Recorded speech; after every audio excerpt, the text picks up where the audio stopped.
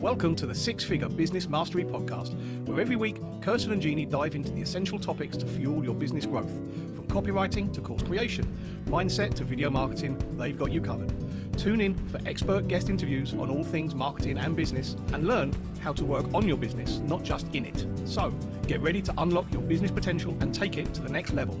Welcome everyone to our newest episode. I'm thrilled that it's Kirsten and I presenting just today, and we're excited to talk about bookkeeping, which is one of the first things that I outsource in my business, and I'm so grateful for it. But before we say we're just talking about bookkeeping, we're talking about how to help you build a kick-ass, very profitable business and to be the CFO in your business. That's what bookkeeping does for you, right? Bookkeeping sounds so boring, and I don't want to do the bookkeeping, but bookkeeping is magic because it gives you so much flippant information to make decisions in your business. Okay, so what is one of the things that people miss when they are either doing their bookkeeping or not doing their bookkeeping? Yeah, it's interesting because so many small businesses totally miss write-offs, right? There's things that they could write off, which would lower their tax obligation, but because of lack of organization, because of lack of bookkeeping, they end up paying more taxes than they need to. And that's so challenging because when you're building a business, every penny counts, whether you're going from 0 to 50,000, 50,000 to 250, or you're trying to get over that $1 million mark. Being smart and strategic about your money is incredibly important, and missing write-offs and paying more taxes just doesn't make any sense. Are there certain write-offs that a lot of people miss? Some obvious ones, maybe? Yeah, I think there's some really simple ones that we see a lot of times, like home offices or percentage of utilities. And I feel like partly because that's not always tracked in your bookkeeping, but it's one of those things that people think is not really going to add up. And first of all, for those of you that have an LLC or you're incorporated, you have bylaws that you have to abide by in order to have the legal protection of that LLC or that incorporation. And one of those things is not commingling funds. So if you are commingling funds, you may not have the protection that you're expecting to have with your LLC or your incorporation. But what happens is when people are commingling their funds, it's an easy way to miss write-offs. You're paying for things out of your personal account, and then you forget to write them off. A few months go by and you just totally forget about them. Or at the end of the year, you're trying to pull all these receipts together and sort it out. Is that my personal number? Is that my business account number? And it's a mess. So you can really miss all kinds of tax deductions when you're not organized and you're not planning where your money's going. Yeah, I love that. That makes so much sense. I remember you encouraging me to do that when I first started my business. And it was just a really nice definition of this is personal stuff, this is business stuff. And then, like you said, when you have to pull it all together, you're not confused about which is which. Yeah, and it's interesting because I was talking to one of our clients. She started her business not long ago, and she's not quite profitable yet. She's probably spending a little bit more money than she needs to, which we're working on with her bookkeeping VA. But she was doing just that. She was spending her personal money. And I said, if you have to spend your personal money, sometimes your business might need an influx of cash. Lend your business the money. Write a check to your business as a loan, $500, $1,000, $10,000, whatever that looks like, and then use the money from your business account. Then you can pay that money back as a loan rather than it looks like income, and then you're paying taxes on it. So that was one thing that, you know, if you're at that place where your business is struggling a little bit month to month or every now and then, and you're just commingling because of that reason, it doesn't mean you can't ever use personal income in your business, but you want to invest it like a business owner. You want to think about your business as a separate entity and make a loan. And then, if I'm not mistaken, a lot of people don't take all the mileage write-ups that we have. Now, a lot of us don't have as much mileage as we used to, but again, it's something that people probably say, it's not that important, but it's one of those things, if I'm not mistaken, that does add up. Yeah, mileage can definitely add up. And the problem is people, they worry about getting audited, which they should. And because they haven't really tracked their mileage, they're not using a simple mileage app. They don't have a really good record of it. So most accountants will tell you to err on the side of caution. If you really haven't documented it, don't just jump in and guess, spent 10,000 miles this year. So you really want to make sure you're documenting your mileage. And everything is so much easier now because of technology. There really isn't any reason not to do that. Yeah, you don't have to have those little books anymore where you write down where you started, where you ended, and then you got to pull up MapQuest or something to figure out how many miles it was. Yeah. So let's talk about another issue people sometimes have with bookkeeping, and actually what bookkeeping will alleviate, and that is subscription creep, they call it. Yeah, that's really funny because a lot, again, it goes back to our clients. When they first start working with their bookkeeping VAs, we hear it all the time. I had no idea I was still paying for this. Oh my gosh. Or I was looking at all of these different subscriptions I have and realized half of them I'm not even using. So again, as a business owner, you get so busy. You're out trying to make money. You're working with your clients. You're trying to make them happy. You've got all kinds of things going on. So it's very easy. And that's why subscriptions, memberships, and things like that can be so profitable, is because people often forget that they have them. What we find most of the time is clients are often paying for multiple softwares and they don't need to be. So some examples of that is one of our clients. She's on our software from leads to sales, our white labeled version of High Level. And she was still paying for a software that would do QR codes for her. That can be done right in the software. Or you'll have someone who has something like they're still using Calendly, even though it could be done in their software. So as things are moving a lot faster with technology, a lot of times you don't need all of these different softwares when everything can be in one place and way more cost effective. But yeah, all those little subscriptions can add up quickly. And what about the ones that you sign up for a week free or 2 weeks free? Do you know why they do that? Because a lot of people forget, and then they'll just carry on and so you get billed month after month. Yeah, and it's so powerful because, again, we get really busy and you think, oh, it's $10 here, $20 there. It's not going to make or break me. But the reality is, when you start looking at your money each month and you realize that there's just all these little tiny leaks in your bucket, that money adds up quickly. And so by ending those subscriptions and really knowing where your money is going each month, it gives you the power to choose. It's also, I know, shopping for our business cell phones, Jeanne, we make sure to do something every couple of years because otherwise they will continue to go up. This isn't about business, this is about personal, but I want you to think about this. On one vehicle, I had one vehicle that I've registered in Florida as mine, and I've had the same insurance company for the past few years, and it had gone up. It was coming in at $2,000. I shopped it and I'm saving $800 a year. Think about that. $800 a year on auto insurance. And so as a business owner, think about, are your cell phone bills going up? Is there anything in your business that you can shop for? Even your business insurance, can you shop for those things and make sure you're getting the best prices? Because sometimes when you're with the same company, it's kind of being boiled slowly, right? They just go up a little bit each year and you're so busy. You just think, oh, that must be normal. I hear about how expensive insurance is in Florida. So I guess that's just the way it is. And this year I was like, I'm going to spend some time and check around. I was blown away that it was an $800 savings. So yeah, we can end up wasting a lot of money. And I think that can be personal as well as business. And that's another thing that I love, Jeanne, is so often our clients will have, once their bookkeeping VA is up and running with all their business stuff and they built a great relationship with them, they'll often have their bookkeeping VA take care of their business and personal bookkeeping. And that can just help them save so much money. But actually, I have a real life example as well. And that is our home Wi-Fi, which I also use for my business.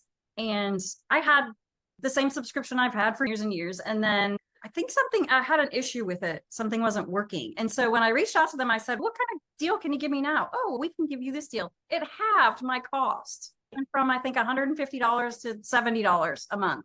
I was shocked that, like you said, we forget when we use the same company over and over that A, we can shop it, and that B, there just may be a better package you can get. And you're probably getting faster internet. Better package altogether. So great. Again, we get so busy. I know, Jeanne, when you started your business, your kids were little, and then you were taking care of aging parents. I took care of both of my parents when they were ill. And so you go through these phases. It's not just life, it's business, but we get so busy and there's so much going on. And sometimes there's things that are just more important than sitting down and shopping around for that, or trying to find that other pack of receipts that we could use for write-offs.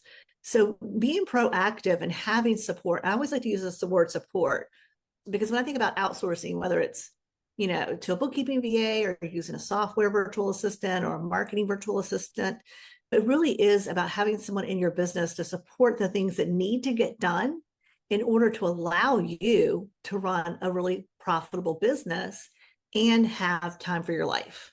I feel we're a little older than a lot of the other business owners that we talk to. And I feel like burnout has become such a big thing. In some cases, I feel like it's almost been a badge of honor. And I guess that maybe that comes from the hustle culture.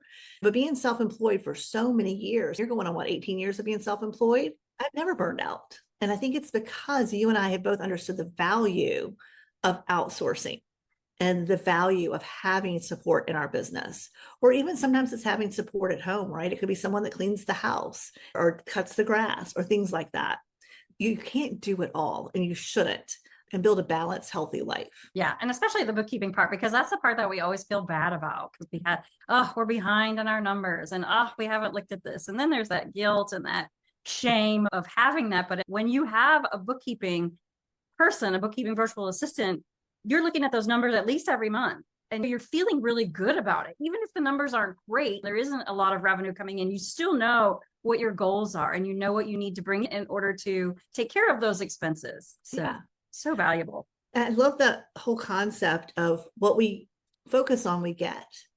And if you focus on having a financially healthy business, that's what you'll end up getting by going out and getting more clients, raising your prices if you need to, eliminating some of your offers, by having the information that bookkeeping provides. Because yes, we need bookkeeping for taxes, but the reality is solid bookkeeping allows you to make decisions in real time based on the numbers that you have.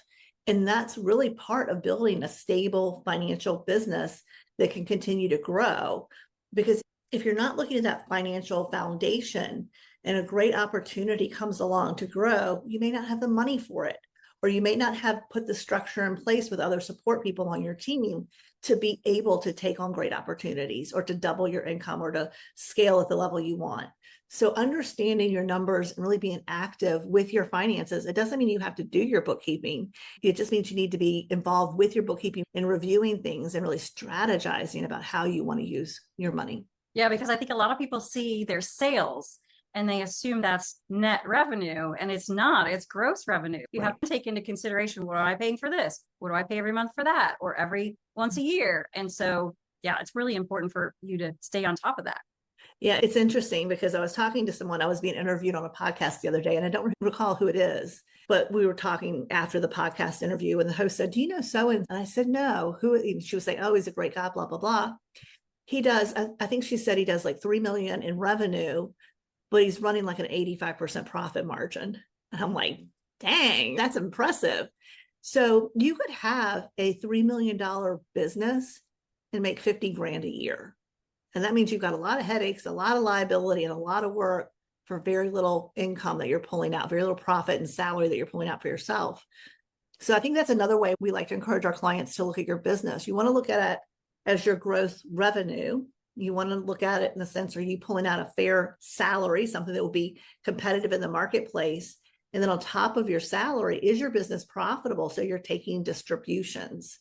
And I think when people start to understand that part, it allows you to cut costs anywhere you can. If that money's not working for you and making a difference, maybe you don't need to spend it. And then how can you lower your cost? And it's interesting because I was talking to someone, and there's a bookkeeping shortage in the US. There's just not a lot of bookkeepers. And I actually hire bookkeepers for bookkeeping companies and CPA companies, which is how you and I ended up here today, helping our clients hire bookkeeping virtual assistants. But it's interesting because if you're a small business and we help you hire a bookkeeper at $6 an hour, so maybe your software is costing you $20 a month and your bookkeeper is costing you $30 a month. So you're paying $50 a month for your bookkeeping. As your business grows and you become more profitable, you can afford to pay $50 to $100 an hour in the US. But why?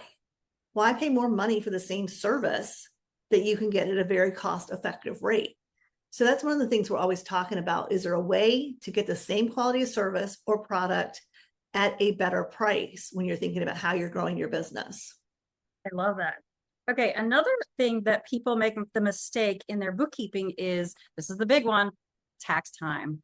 They're not ready when the CPA says, I need your stuff. Or when that time of year rolls around and they go, oh, I got to pull all this stuff together. And then they're frantic for weeks and weeks trying to find things that they had. Yeah. So that goes back to missing all of those write-offs and overpaying for services and subscriptions and things like that. So yeah, think about the mental health, the mental stress and anxiety and wasted energy, just so much wasted energy, knowing here comes April 15th. Oh man, I filed the extension. Or if you have an LLC, March 15th, I've got the extension filed so I can relax a little bit. But then all of a sudden the next deadline comes and you're back to anxiety driven and in overdrive trying to get stuff together. It is so much better to go into tax season with everything done. You can hand it to your CPA. You can file your taxes without an extension. But also what happens is as your business becomes more profitable and you're able to take more money out personally, by having everything done regularly, you can start meeting with your CPA or your financial planner in advance. If you wanted to start contributing to your IRAs or things that are tax deferred, you can make a plan to do that to lower your tax liability. So by having a plan in place, you can start strategizing different tax strategies that may help you save more money. I've got this book right here. I have not read it yet. I actually won it at an event, and it's called The Power of Zero. And it's basically like how to lower your taxes, how to get to a zero tax bracket. I don't know how you do that and make a lot of money, but I'm going to read it and find out. And I'm actually going to invite someone to come on our show to talk about this, because we want to make all the money we can. And we all have an obligation to pay taxes. We want to help put those kindergartners through kindergarten and get them through middle school and high school. We want to make sure our roads are taken care of. We want to make sure that we're taking care of elderly people. Like paying our taxes is important. It funds the police department. It does all of these things. We want to pay taxes, but you don't want to pay more taxes than you have to. So the reality is by having great bookkeeping, you can start to really learn how to manage your money so that you are paying your fair share of taxes, but not overpaying in your taxes. I love that. So 3 mistakes that people make that we want to make sure you don't make are missing write-offs. 2 is subscription creep. And the 3rd is not being prepared and planning for your taxes. Yes. I'm hoping that everybody listening, this has been really valuable for you and that you've learned a little bit today. And if you're actually interested in outsourcing your bookkeeping because it's something you know you should do or you don't want to do, we will put a link in the show notes to our program called Love Your Profit, where we will help you find an amazing and qualified bookkeeping virtual assistant. So thanks for joining us today. Thanks for listening to the Six Figure Business Mastery Podcast.